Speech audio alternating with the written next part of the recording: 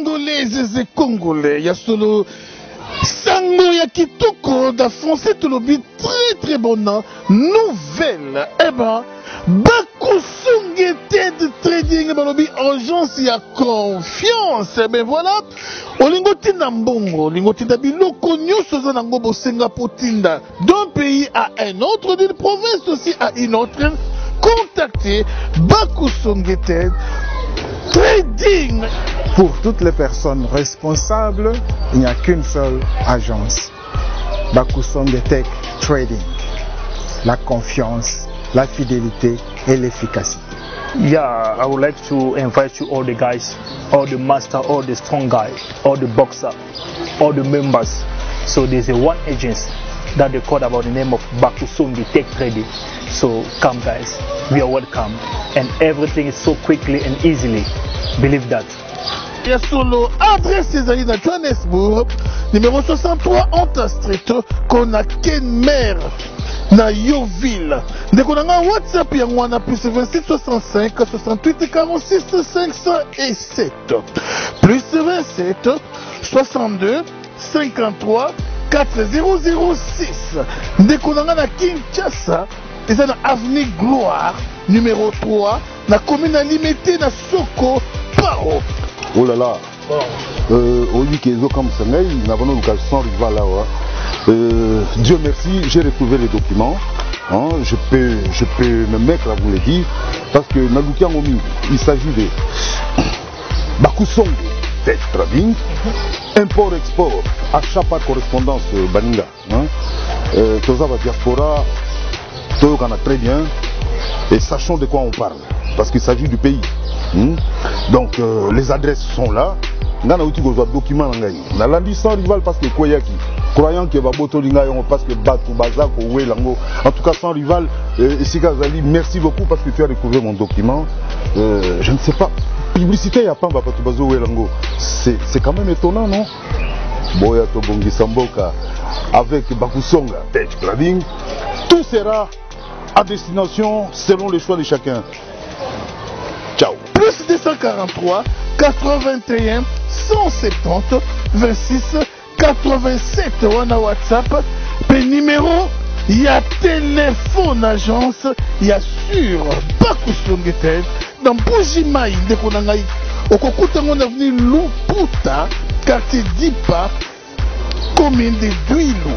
Ya solo ndeko na ngai référence dans la Banque centrale du Congo. Benga na plus 243 85 290 14 p 45 ndeko na Lubumbashi pe ezali pe bisika ebele balobi Bakusongeted Trading. Bakusongeted Trading aye kosepelisa bana Congo.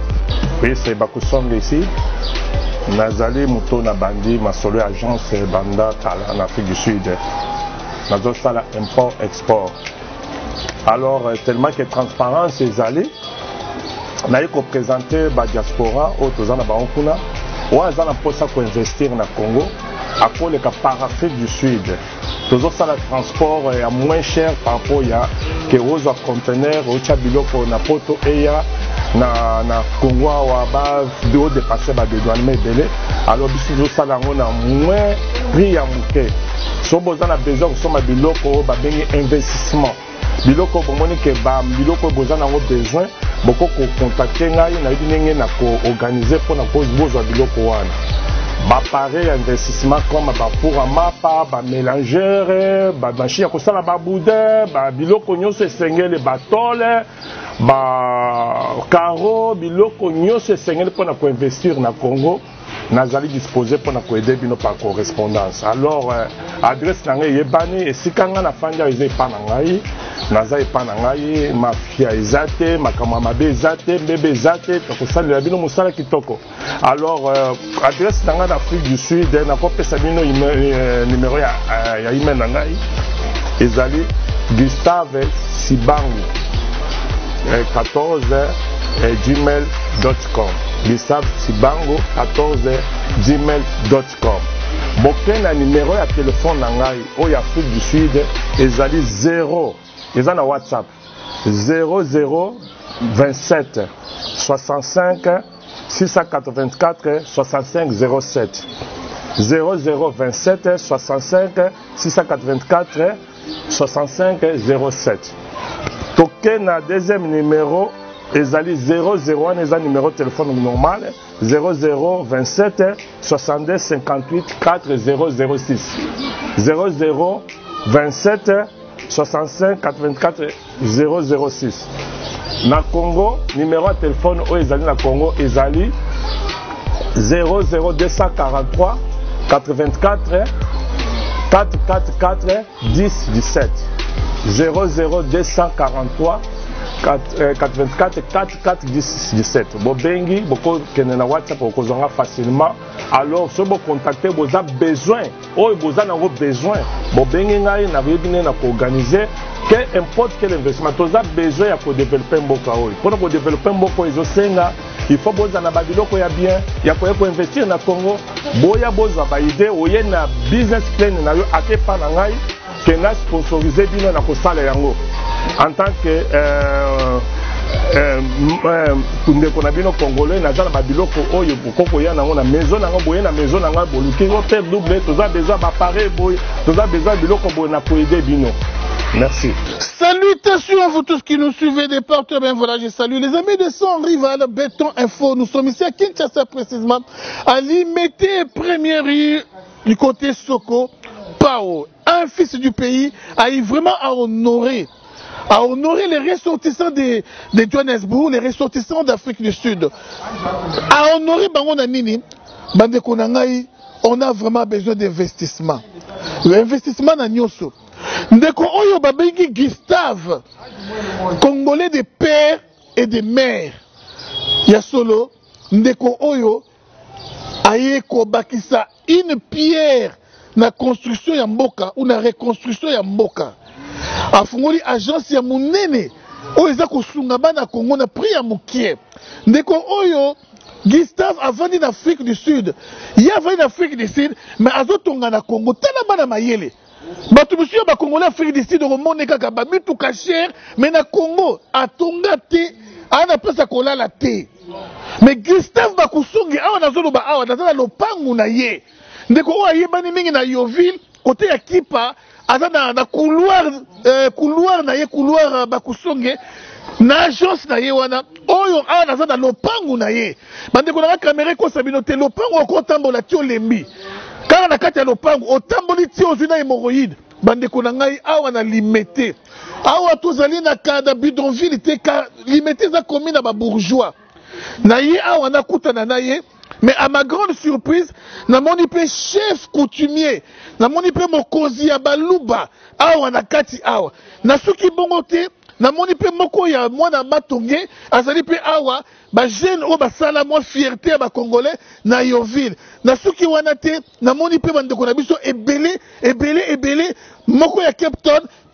Likolo na poto likolo na Cape Town un grand ingénieur toko découvrir bango lelo mais masolo toko beta lelo eza masolo ya balumba balingi kobongisa mboka na bango te kanda naza nango makasi ya wana balumba balingi kobongisa mboka na bango te nazongeli su dossier wana balumba ebele boyeba ya bambongo kende na ba village na bango Chizengu kende na province na bango Chizengu kaba fier mais mboka na bango bali kobongisa yango te. Alors on avance maintenant là où se trouve père double Bakusonge Gustave ya solo tala mona mobali kitoko tala mona mobali lateli ya bien tala mona mobali bourgeois poto pamba akenda poto na tongo tangu yake na poto bokito yeba ilonga poto te wana bokito azana na Équateur tangu yazo kende poto bandeko na ngebele batie minoko lelo oyo bayebaki ilonga poto te. Alors père double Bakusonge mutubo lukaka yeyo Bakusonge aye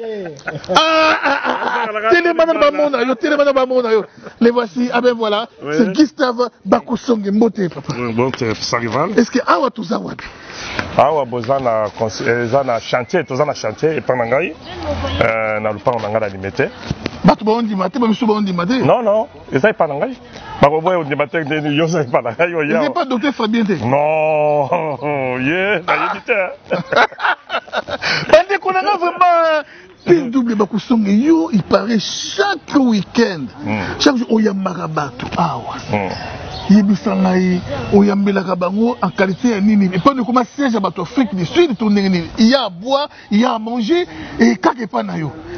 Bon, ça arrive le moni, Kozala Motema Mala, Mona Motema Munene, Zambe Atika Mutuanate. C'est que vision Nanga Indeng Zamba Pesanga, Fungolanga porte, à partir de Koyamba Batu, Naku Salisa Batu.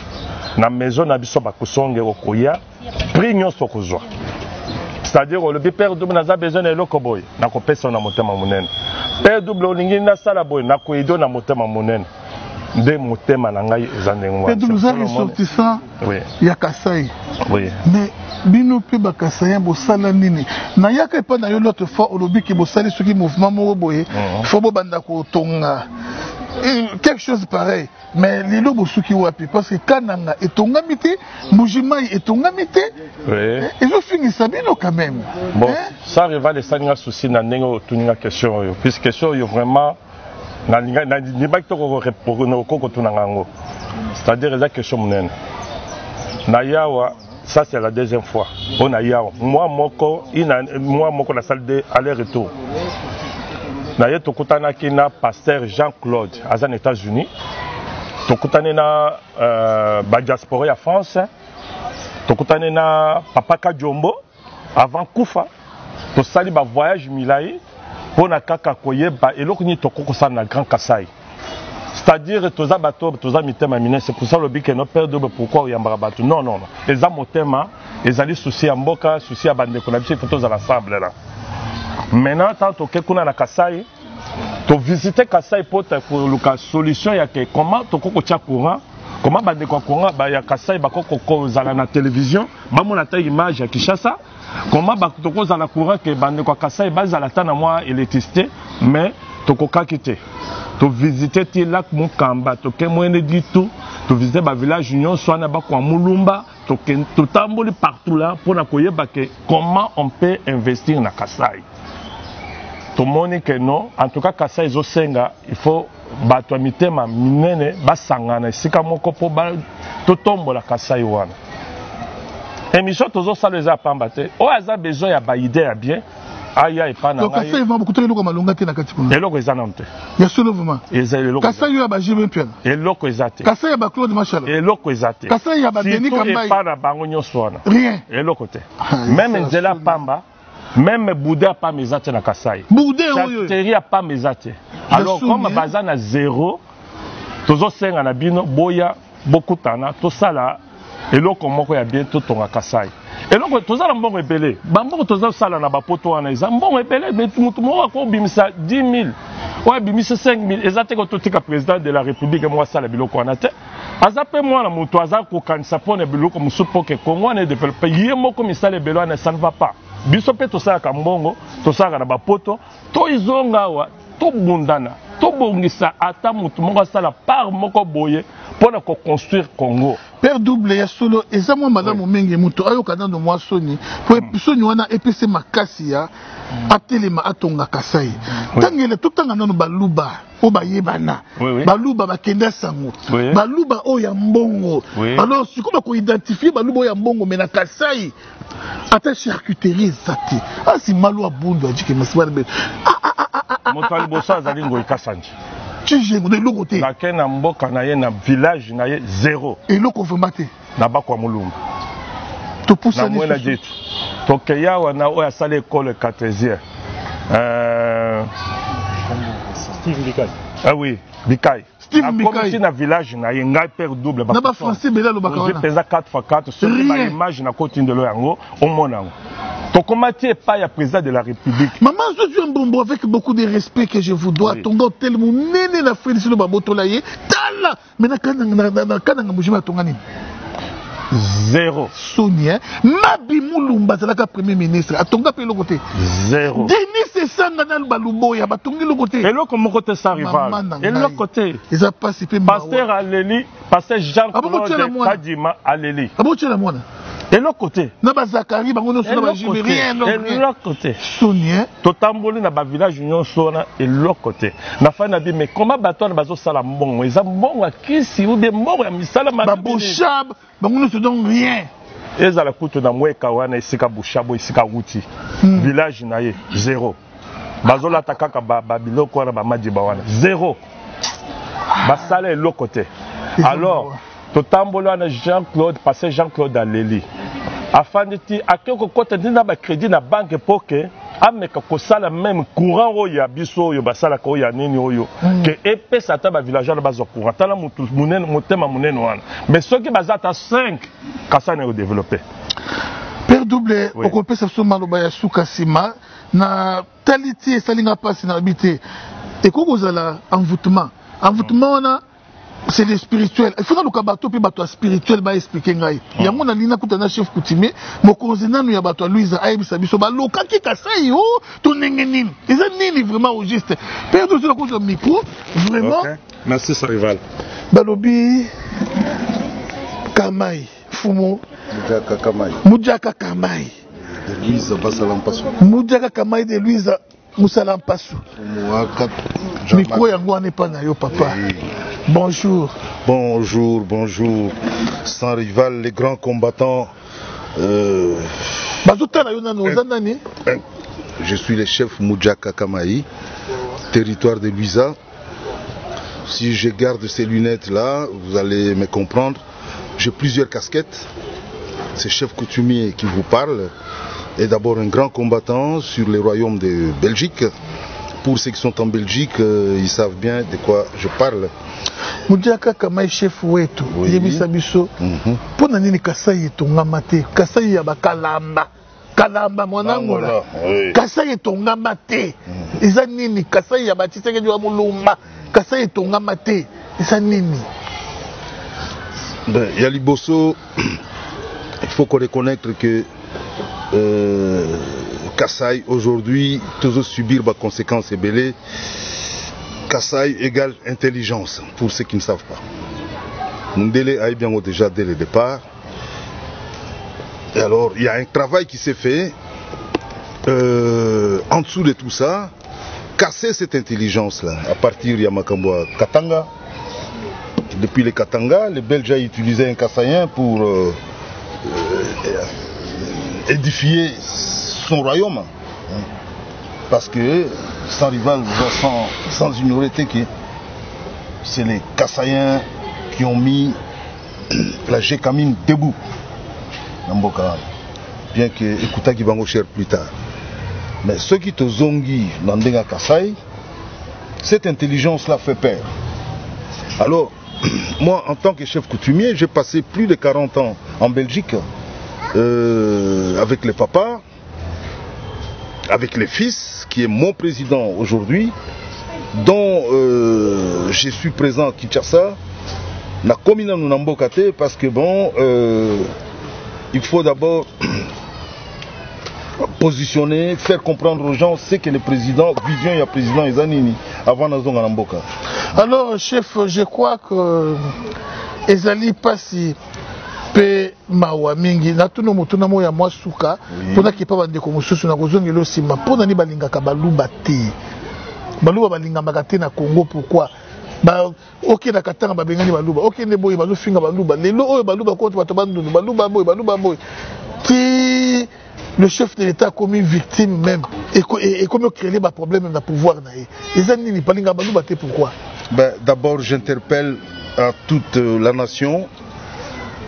Bandeko nyonso longoli maneti po bomona bien nazali mokonzi ya mboka nazoyebisa bino boye Moluba azali d'abord congolais ezosala pasi mingi ya koloba Moluba alors que nakokoloba Mungwandi Musakata Muyaka mais tozoloba Moluba. Pourquoi? C'est parce que d'abord on fait peur. On fait très peur parce que la province est mouké. Ceux qui ont sangui certains nyos au Mibale, ils ont mouké. Mais ils ont répandu même Mobutu à Kutaka, Moluba Moko, na Cap Canaveral. À l'époque, il y a Apollo 11, Apollo 10, Apollo 11. Bon, l'histoire est connue. Lelo, na bataillon, bakomi koloba kebaza waluba. Donc, c'est pour dire ceci. On fait peur. mais biso boza la fière nazo senga bikolo nyo surtout boza la fière que Moluba azande konabino oyo Mobutu asalaka nakanisi oyo amitangi congolais ayebike c'était ça la voie à suivre et c'est ça la voie à suivre jusqu'aujourd'hui hein? Donc tant nazo tanga Mobutu et ça n'a pas si pour attendre combo Fayoulou parce que je ne sais pas d'où il sort ce monsieur. De toute façon, on a le temps pour s'occuper de lui parce que ce sont ces personnes-là qui sont à la base de cette division. Ennemi ya Moluba, ils appellent comme Moluba. Moko comme on est sur Iber Chiswaka, ce qui n'a pas. Azo finga comme Kozamboka trop. Adalaka gouverneur na Kala na Kananga. Azo finga comme Kozamboka. Pour ennemi Moluba, ils appellent Moluba. Je suis parmi les rares chefs coutumiers qui sont combattants. J'ai bloqué la Belgique pendant un moment. Un Chiswaka ne me fait pas peur parce qu'on a d'autres chats fouettés. C'est un grain de sable parmi d'autres saloperies. Excusez-moi, je n'insulte pas dans ton émission, mais c'est très grave.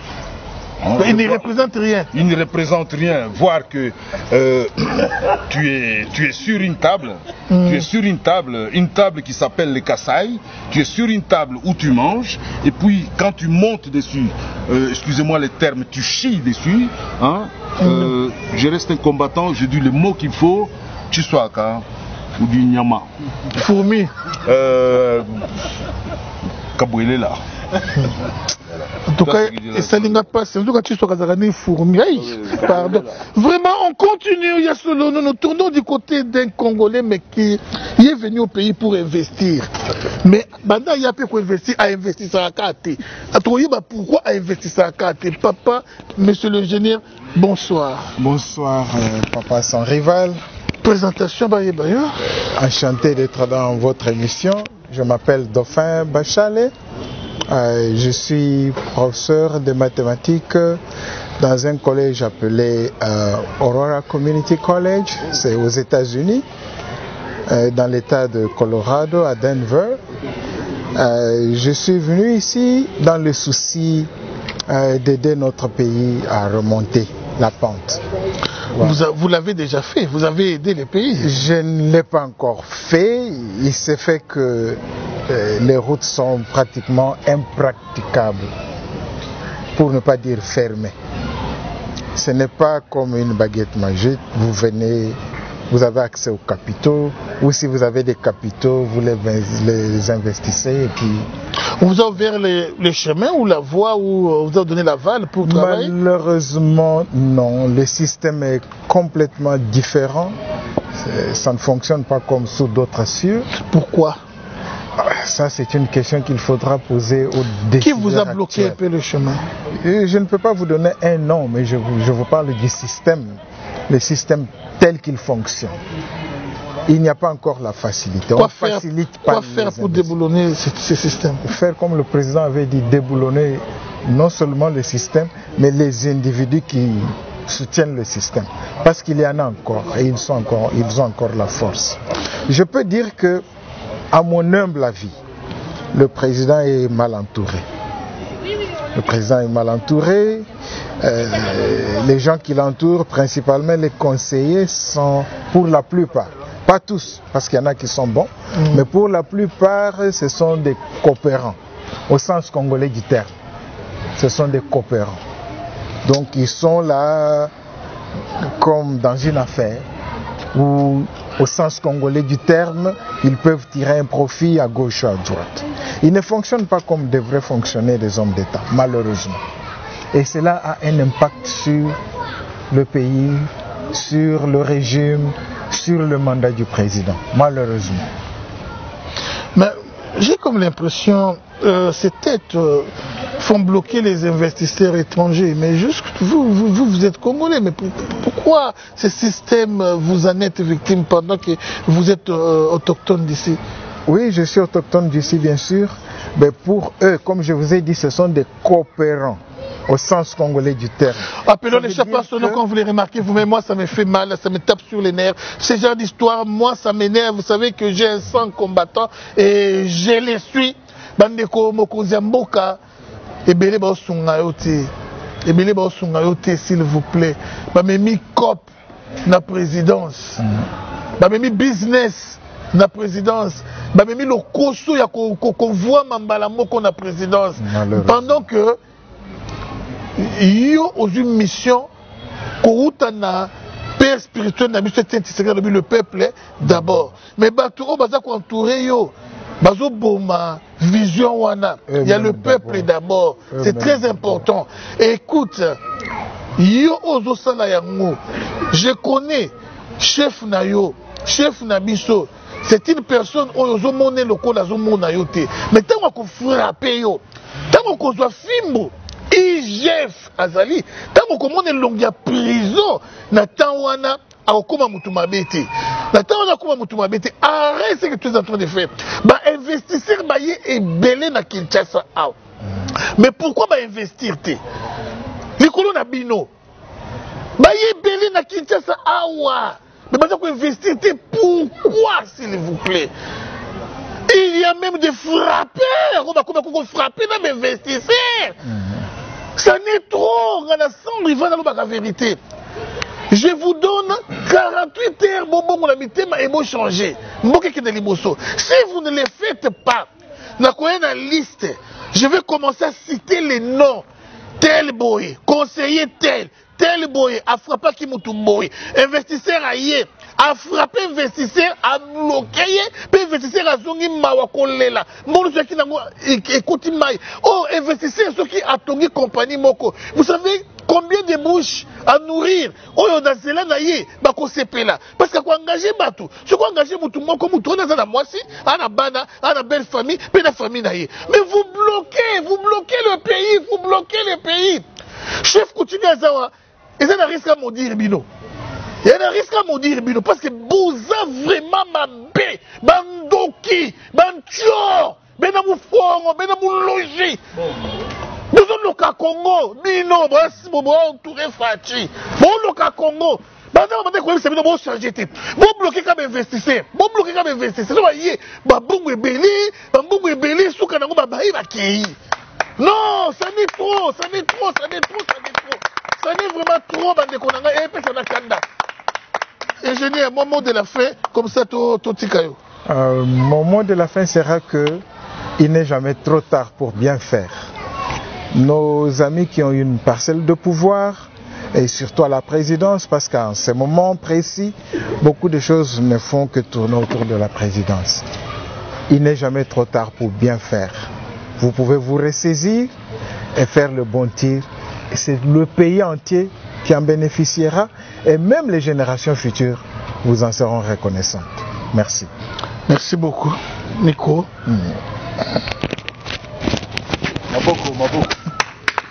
Ah oui, je crois que il nous reste moins d'1 minute seulement. Comprenez vous-même. Comprenez vous-même. Il y a un petit mot. Il y a Kopé Sanande Konabiso. Bandeko na biso pe moko na soki su kama balubo bali ko investir te balubo bakomi avai na bandundu atongi ba imebe na bandundu abongi si bandundu mais pas na bango te lokuna ndeko na biso on ali ko interviewer sikoyo mwana papa Kashama yemo Kashama batongi na Lubumbashi na Katanga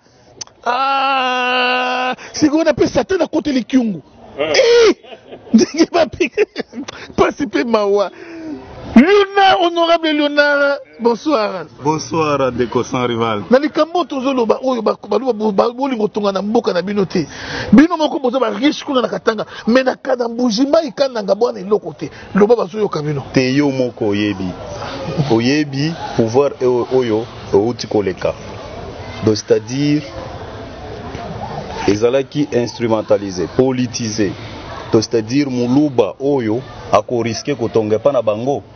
Donc c'est-à-dire yo yeba ki risque wana.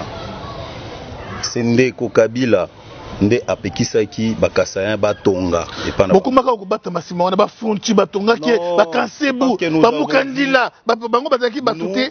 Nous habitons le Katanga. Nous avons vu l'exode qui a frappé.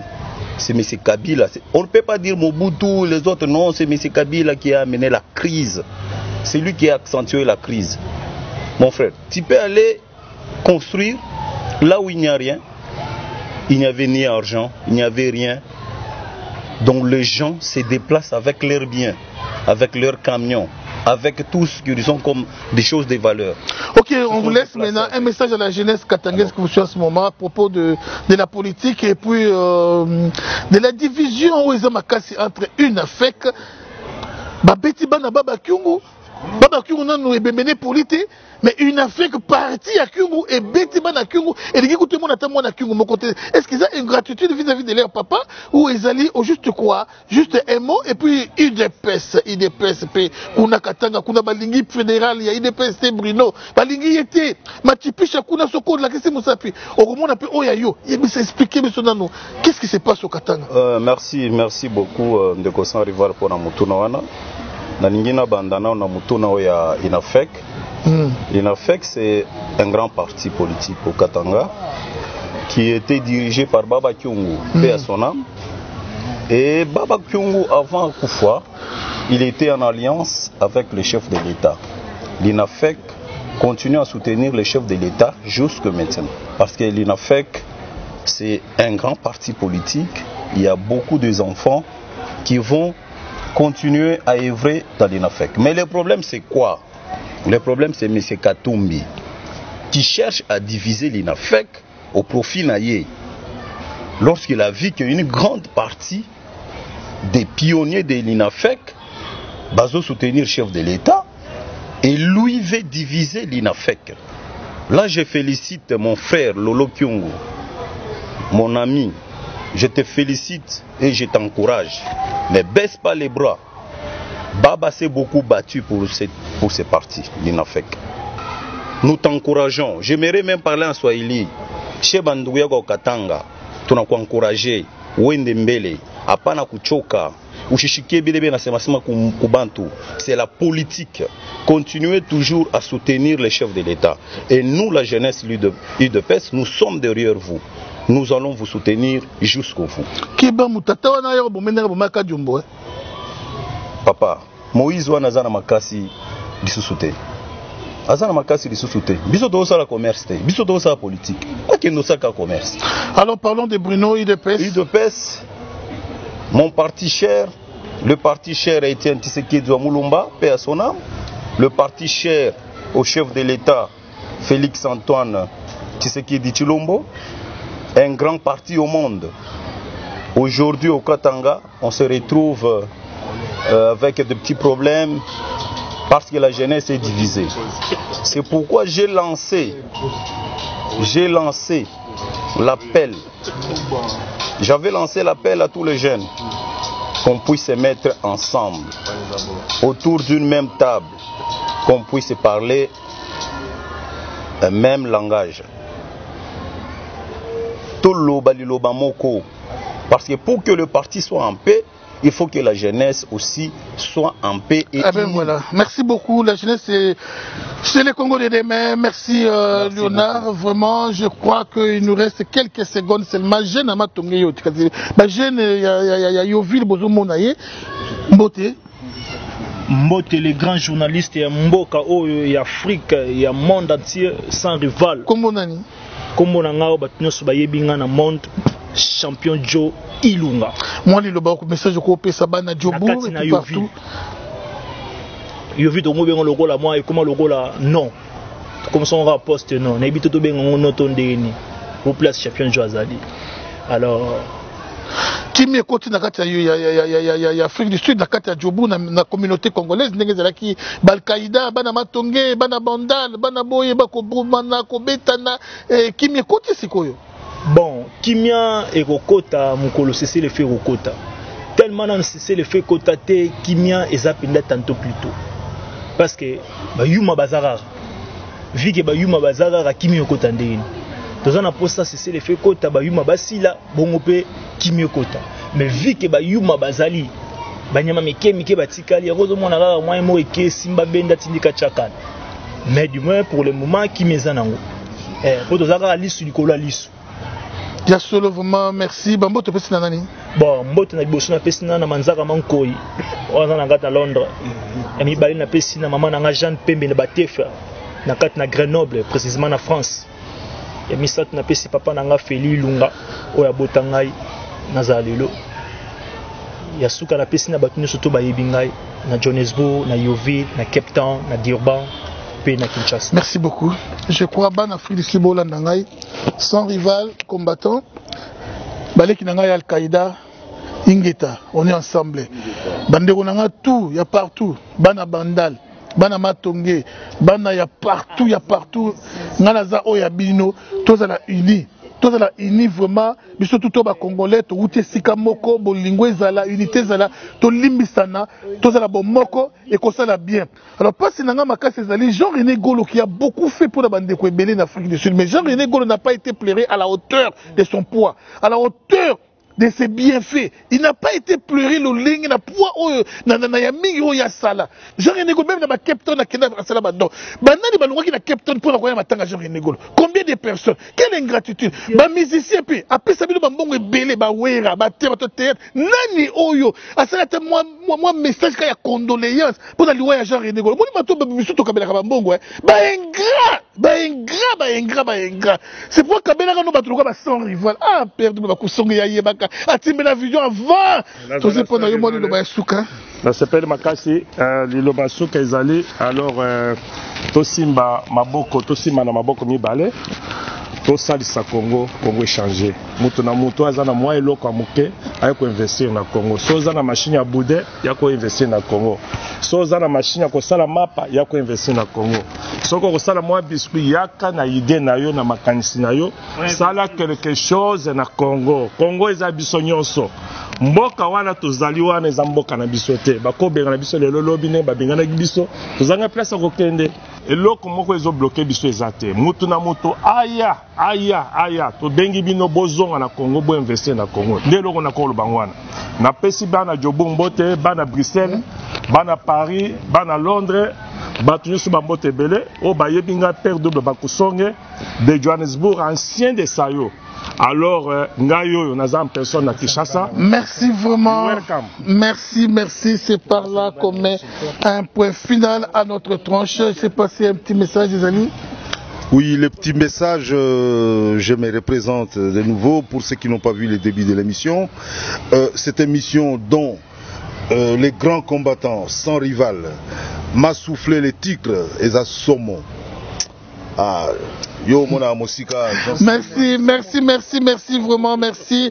Alors vraiment, Bana South Africa, na ebité bande ko na biso ba coopérant ndenge nini bino nyonso bozwi mbongo botiki ka pa ya Yannick mono yo babengi Yannick yende na yoki ki yenda komi na mbongo babali nazo comporter bokweya ba Charles Titenda bokweya ba machine ya mbongo bakweya ba tous bakweya je ne comprends pas ba joya lega bakweya alors Bana Afrique du Sud botele makama bende le tele ndenge zalaka kala couvre fait ce lockdown yango nde kokweyisa te bino boyebisi bobika masolo ndenge ezalaka filisi de lali ekomi kaka oyo Yannick me bakasereka bakenda wapi bandengo nanga filisi eloko wana esaka ta mwa bien